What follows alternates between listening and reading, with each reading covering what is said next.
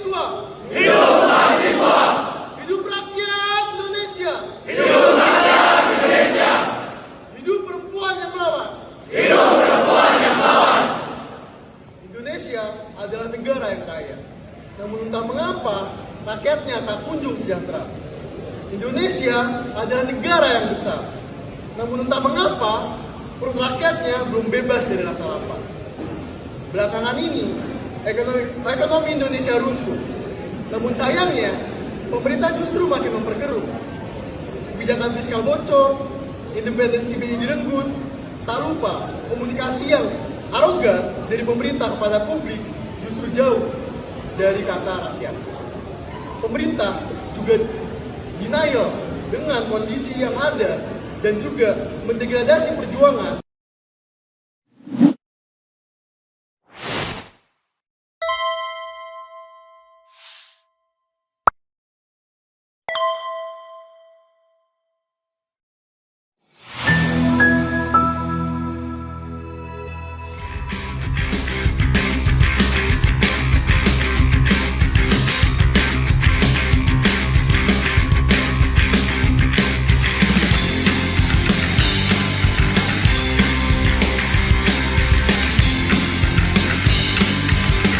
Assalamualaikum warahmatullahi wabarakatuh. Sobat RH sekalian, jumpa lagi kita di channel yang keren cadas. Ya, Sobat RH sekalian, saya akan membahas satu hal yang penting dibahas sepertinya, yaitu terkait dengan pernyataan Immanuel Ebenezer alias Noel yang mengatakan bahwa sinyal penggulingan 98 itu sudah menguat dan katanya cuma PDIP dan Habib Rizik yang bisa selamatkan Prabowo. Tanya. Ini menarik ya, kenapa dia ngomong begitu, dia bilang begitu.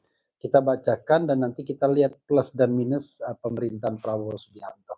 Ini.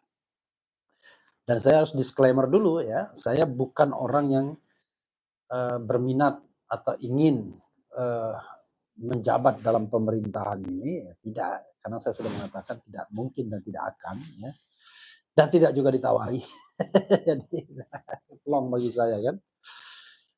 Suara.com, mantan wakil menteri ketenagakerjaan Wamenakar Immanuel Ebenezer atau Noel menyarankan Presiden Prabowo Subianto merangkul PDI Perjuangan dan kelompok Habib Rizik Syihab di tengah ancaman gejolak politik yang disebutnya sedang dipersiapkan sejumlah kelompok. Saran itu disampaikan Noel setelah sebelumnya mengklaim ada konsolidasi besar yang berpotensi memicu eskalasi politik menyerupai reformasi 1998 pada Juni hingga Juli 2026. Menurut Noel, kondisi tersebut membuat Prabowo perlu memperkuat barisan dengan pihak-pihak yang dinilai memiliki loyalitas politik dan ideologis yang kuat. Pak Prabowo harus mampu mencari kawan yang strategis dan kawan loyal. Pertama, kawan loyal dan partai loyal adalah partai PDIP. Kedua, barisan Habib Rizik yang hari ini luar biasa punya loyalitas kepemimpinannya. Dan PDI juga punya loyalitas ideologis, tutur Noel kepada awak media usai persidangan vonis di Pengadilan Tipikor Jakarta Pusat. Noel menilai ancaman terhadap pemerintahan Prabowo tidak bisa dianggap sepele. Ia mengklaim berbagai elemen masyarakat mulai dari kelompok sipil, mahasiswa, buruh hingga organisasi masyarakat telah melakukan konsolidasi. Saya coba ingatkan Pak Prabowo dalam bulan Juni-Juli ini akan ada peristiwa besar, ada eskalasi politik yang ujungnya adalah menggulingkan pemerintahan Prabowo. Dan konsolidasi ini sudah selesai dan sudah matang. Konsolidasi sipil, konsolidasi mahasiswa, konsolidasi buruh, konsolidasi kelompok civil society, dan semuanya tinggal satu, butuh satu pemicu katanya. Trigger mechanism ya. Ia bahkan menyebut potensi gejolak tersebut bisa menyerupai peristiwa reformasi 1998 apabila pemerintah tidak peka membaca situasi yang berkembang. Dan 98 jilid 2 akan terjadi tidak lama lagi Jika Pak Prabowo tidak peka terhadap kejadian ini, tegasnya. Selain faktor politik, Noel menilai tekanan ekonomi dapat menjadi pemantik yang memperbesar ketidakpuasan publik. Ia menyoroti pelemahan nilai tukar rupiah dan kondisi pasar saham sebagai sinyal yang patut diwaspadai. Kita sudah lihat dolar semakin tinggi, indeks harga saham gabungan kita juga udah babak belur. Itu adalah salah satu indikator bahwa ke depan nanti ada gejolak sosial yang indikatornya adalah gejolak ekonomi, ungkapnya. Karena itu Noel mengingatkan Prabowo agar berhati-hati memilih sekutu politik. Menurutnya pemerintahan membutuhkan mitra yang memiliki komitmen dan loyalitas, bukan sekadar kedekatan karena kepentingan kekuasaan. Jangan cari partai yang kesana kemari dan jangan cari kawan yang hanya orientasinya jabatan dan uang. Kasihan Pak Prabowo, beliau orientasi kerakyatannya udah luar biasa, pungkasnya. Ya, sobat RH sekalian, coba kita bahas ya. Ada hal yang menarik untuk dibahas menurut saya adalah yaitu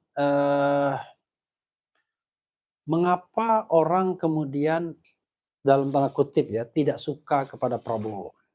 Oke, so coba kita put everything on the table biar kita objektif ya. Kenapa kemudian tidak suka dengan Prabowo Subianto? This is the question ya, this is a question. Kenapa tidak suka dengan Prabowo Subianto? Oke. Kalau kita bedah satu-satu dan kenapa orang seperti Emmanuel Ebenezer kemudian menunjuk PDIP sebagai mitra strategis yang bisa menyelamatkan plus Habib Rizik Syihab ya, kelompok Habib Rizik Syihab. Kalau kelompok Habib Rizik Syihab yaitu FPI, Front Pembela Front Persatuan Front apa ya FPI itu sekarang ya, Front Persatuan Islam atau Front Persaudaraan Islam. Jadi FPI Front Persaudaraan Islam ya. Dan kemudian GNPF Ulama, Gerakan Nasional Pembela Fatwa Ulama, dan satunya lagi adalah PA 212, Persaudaraan Alumni 212. Nah, pertanyaannya adalah kenapa kemudian harus tidak setuju pada Prabowo? Apa penyebab orang kemudian nggak suka pada Prabowo dan lain sebagainya? Kalau kita mau lihat secara jernih ya, ketidaksukaan terhadap Prabowo itu banyak kalau kita sebutkan satu-satu. Dan itu wajar saya kira ya. Pertama adalah ketidaksukaan ketika Prabowo Subianto dalam pemilu dulu nih sebelum terpilih menggandeng Gibran Rakabuming Raka sebagai wakil presiden. Jadi orang kemudian mati rasa cintanya atau mati jalan untuk mencintai ketika Prabowo menggandeng Gibran Rakabuming Raka. Why Gibran? Apakah karena dia sophisticated leader? Sudah proven? No, karena dia adalah putra Jokowi yang bisa menggerakkan state apparatus, state financial resources, dan state facilities untuk memenangkan pemilu. Itu satu, ya, orang kemudian tidak suka. Yang kedua adalah Prabowo dalam tanda kutip menggandeng Jokowi dalam pemenangan pemilunya sehingga bisa menggunakan segala fasilitas yang masih dikuasai oleh presiden aktif. Yang pada waktu itu kan yang menjabat presiden kan Jokowi. Dua ya. Kemudian kesalahan dan ketiga ya pemilunya curang. Pilpresnya curang. Banyak indikator yang mengatakan pilpresnya itu curang. Sebagai contoh adalah suara untuk pemilihan pilpres itu jauh lebih banyak dibandingkan suara untuk pemilu legislatif. Di pemilu legislatif kok PDIP yang juara 1, sementara Gerindra yang mengusung Prabowo hanya juara 3 saja. Ini juga sangat aneh, karena kalau kita bicara tentang kotel efek ekor jas, harusnya yang menang ya Gerindra. Itu satu hal ya. Oke, kemudian sudah menjadi 3 ya, alasannya ketika pra pemilu. Nah sekarang ketika alasan menjadi presiden, orang berusaha, yang saya lihat, berusaha untuk melupakan segala kecurangan dan segala langkah-langkah pragmatis dari Prabowo dengan menggandeng Gibran. Udahlah, orang menganggap bahwa yang penting kan presidennya Prabowo. Saya tidak peduli dengan Gibrannya. Sering orang mengatakan begitu kan. Saya mau ikut karena saya mau ikut Prabowo, mau tidak mau ikut Gibrannya. Oke. Sehingga orang bisa menerimanya. Dan kemudian berharap-harap cemas terhadap kabinet yang akan dibentuk. Orang berharap-harap cemas. Dan ternyata ketika kabinet diumumkan, tidak hanya karena dia menjadi kabinet jumbo, terkesan semua yang berjasa dalam pemilu diakomodir, ya, walaupun barangkali tidak lagi pakai prinsip the right person on the right place, disediakan jabatan menteri dan setingkat menteri lebih dari 100 misalnya, dan akhirnya kabinet yang muncul adalah kabinet gemuk sekali.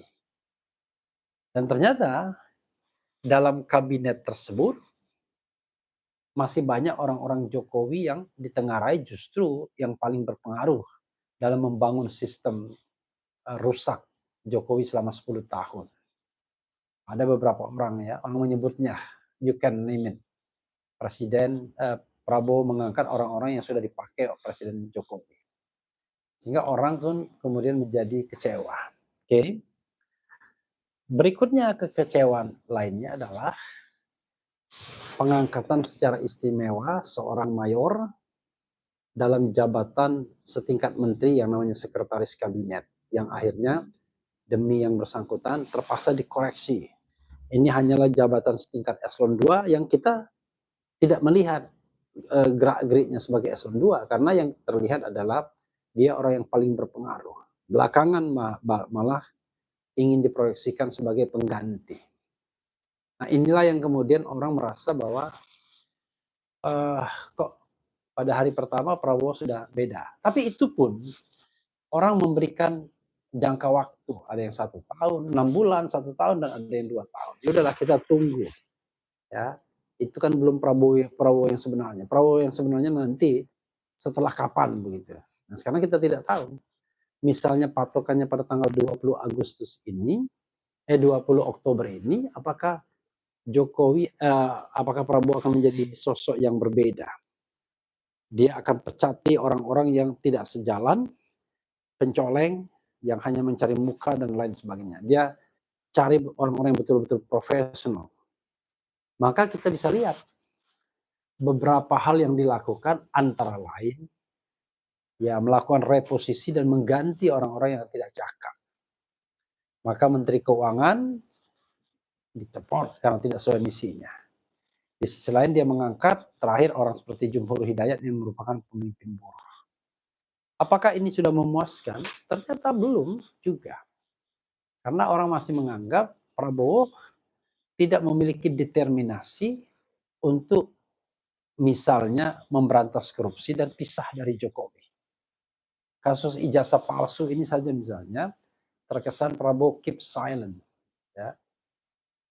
Antara mengambil keuntungan karena Jokowi tersandra atau memang tidak terlalu peduli. Yang kata Sahganda pernah mengatakan ya cuma prioritas kesekian lah dari banyak prioritas yang ada soal ijazah.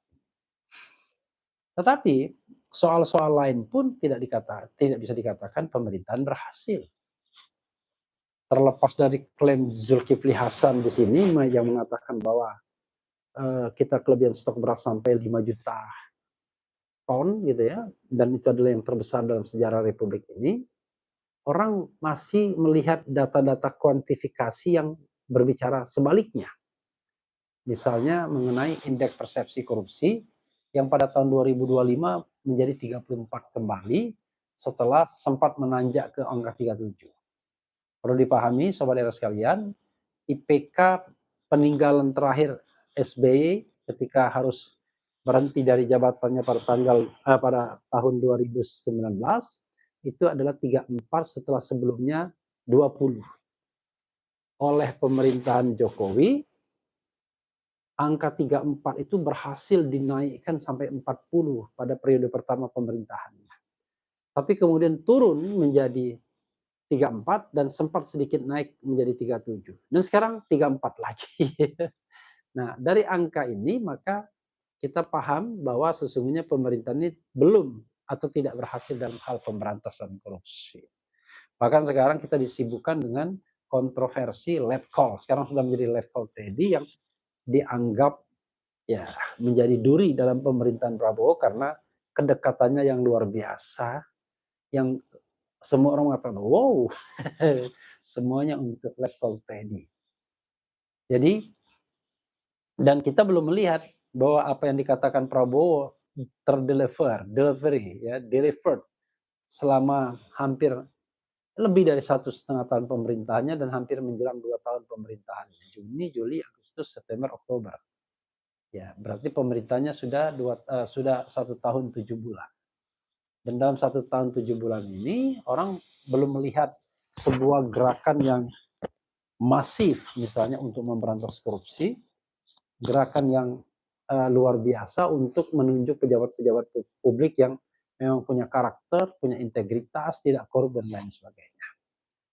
Dengan korupsi yang melibatkan Silvi Karim, kemudian Kepala BGN Dadan Hindayana, maka itu menunjukkan bahwa Prabowo paling tidak gagal dalam memilih pembantunya yang jujur, amanah, profesional, dan lain sebagainya.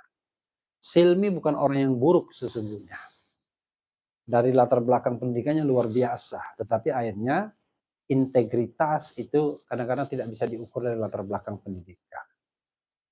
Saya pun sebenarnya kecewa, sempat mengundangnya di sini untuk pertemuan kedua kalinya, termasuk kagum dengan latar belakang dan kehebatan beliau ya, tapi ternyata terjerembab juga. Sekarang digantikan oleh Nani Sdeyang. Apakah seorang Nani dalam konteks BGN sorry ya, ini dalam konteks yang lain. Ketika BGN kemudian digantikan Dadan digantikan Nani Sdeyang karena Dadan pun dicokok kasus yang sama korupsi, maka kita akan tanya apakah seorang Nani itu akan kuat menghadapi godaan gelombang uang yang luar biasa 1 triliun per hari dalam proyek makan bergizi gratis itu. Nah, kita meragukannya. Karena itu pertanyaannya adalah apakah akan ada reshuffle besar-besaran dan kemudian mencari orang-orang dengan integritas baik untuk menjadi pemimpin bangsa ini. Yang dijamin tidak akan nyolong, kira-kira begitu. Nah, cuman memang tidak mudah juga mencari orang seperti itu di Indonesia ini. Di pemerintahan terdengar kritis, tapi ketika masuk kekuasaan ya larut juga. Jadi banyak hal yang harus dilihat ya. Dan ketika orang seperti Noel mengatakan bahwa Habib Rizik, kelompok Habib Rizik dan PDIP yang bisa menolong Prabowo, saya kira sama saja kalau untuk partai politik. Toh PDIP berkuasa selama 10 tahun dan baru pisah pada akhir masa-masa pemerintahan Jokowi karena Jokowi didukung atau tidak mendukung calon dari PDIP, itu menunjukkan bahwa sikap PDIP itu tidak genuine juga. Ketika dia di kekuasaan, dia juga tidak bisa mengendalikan orang-orangnya untuk misalnya tidak menjadikan Republik ini barang jarahan misalnya. Jadi selalu ada dilema seperti itu. Kelompok Habib Rizik sebenarnya kelompok yang tetap berada di pinggiran. Ya hanya sekarang bedanya adalah kalau dulu sama sekali macet komunikasinya dengan istana atau link-link istana, sekarang sepertinya ya, ada penetrasi ke arah sana. Atau sebenarnya Rizik Syihab atau Habib Rizik itu juga pendukung pendukung Prabowo di tahun 2019 kan. Sehingga kalau dia kemudian masih punya histori seperti itu dan Prabowo tidak heran. Tapi apakah iya mereka bisa menjadi penyelamat Prabowo di satu sisi? Apakah ia sudah konsolidasi itu luar biasa seperti yang dikatakan nol, saya kira tidak dua-duanya for this time. Untuk waktu sekarang ini menurut saya ya, politik itu lebih banyak akan ditentukan oleh presiden sendiri, sementara kekuatan-kekuatan revolusioner, reformatif di luar, ya mungkin tidak kuat-kuat amat. Kecuali tadi, eskalasinya makin membesar, makin membesar, makin membesar secara organik. Tapi ketika berusaha di skenariokan A, B, C, dan lain sebagainya, saya kira tidak mudah. Itu terjadi pada masa pemerintahan Jokowi, walaupun kita misalnya sudah jengkel dengan masa pemerintahan 10 tahunnya, tapi toh ternyata dia tidak bisa diapa-apakan juga, dan memang uh, pada waktu itu ya agak sulit mengkonstruksikan kesalahan konstitusional apa yang menyebabkan Jokowi harus di-impeach misalnya. Perkara dia kemudian tidak perform itu soal lain. Tapi kalau dicari ya pasti ada. Misalnya nepotisme dia atau melindungi KKN keluarga dan lain sebagainya. Tapi susahnya kekuatan-kekuatan di DPR tidak revolusioner, tidak reformatif, tapi kekuatan-kekuatan status quo semua. Bahkan banyak orang-orang Orde Baru yang masih bercokol di sana. Kalaupun kemudian ada yang di luar Orde Baru, ya bisa dikatakan new new Orde Baru. Jadi tetap Orde Baru juga sesungguhnya. Bahkan puncak dari keorde baruan tersebut adalah jadinya Prabowo sebagai Presiden Republik Indonesia. Lalu orang seolah-olah melupakan bahwa masa Soeharto adalah masa yang pahit. Ya, pahit. Karena saya juga merasakan sebagai aktivis, waduh, nggak gampang pada masa pemerintahan Soeharto. Salah ngomong sedikit bisa hilang kita. Tapi pada masa pemerintahan setelahnya, tidak bisa mereka mengklaim bahwa itu adalah buah karya mereka, termasuk Jokowi dan Prabowo. Demokrasi ini bukan karena demokrasi karena Jokowi atau Prabowo. Demokrasi yang ditandai dengan bergugurannya para syuhada reformasi itu adalah yang dibangun oleh kesadaran kolektif tokoh-tokoh tahun 98 plus komponen mahasiswa. Mereka lah yang sesungguhnya lokomotif reformasi sejatinya, bukan Prabowo, apalagi Gibran Raka Buming Raka. Nah sekarang dengan faktor-faktor yang membuat orang kecewa dengan performa pemerintahan Prabowo, apalagi dikaitkan dengan hubungannya dalam tanda kutip dengan Letkol tadi, maka orang tidak berharap 2029 sampai 2029 akan ada perubahan yang signifikan. Kecuali bisnis as usual dan orang-orang yang pencoleng di seputar istana tetap berkeliaran, dan sehingga program-program yang menghasilkan banyak uang seperti MBG itu dibela bukan karena ingin memperhatikan nasib rakyat, karena di situ duitnya bejibun. Kira-kira begitu. Apa yang harus dilakukan Prabowo? Be an enlightened leader. Jadilah pemimpin yang tercerahkan. Ambil langkah-langkah progresif, reformatif, progresif reformatif, bukan progresif ya, progresif reformatif dalam beberapa hal. Singkirkan orang-orang yang kira-kira akan menjadi benalu kekuasaan. Ambil orang-orang yang punya komitmen. Semua putra terbaik harus diambil, kecuali Refli Harun nggak perlu diambil ya, karena saya sudah berkomitmen untuk berada di luar pemerintahan. Mungkin sampai kapan, we don't know exactly. Tetapi intinya adalah tidak pada masa pemerintahan Prabowo Gibran. Bagaimana kalau Gibran kemudian tidak ada? Ya mungkin ada saja alasan pembenarnya untuk mengatakan siap bergabung, tetapi for this time ya izinkanlah allow me itu mengatakan bahwa tidak akan pernah mau bergabung dengan pemerintahan, cukup menjadi mitra kritis pemerintahan, walaupun tidak juga ditawari. Jadi tidak juga GR saya. Ya, saya biasa-biasa saja ya. Intinya manusia biasa yang ingin melihat bangsa ini baik ke depannya.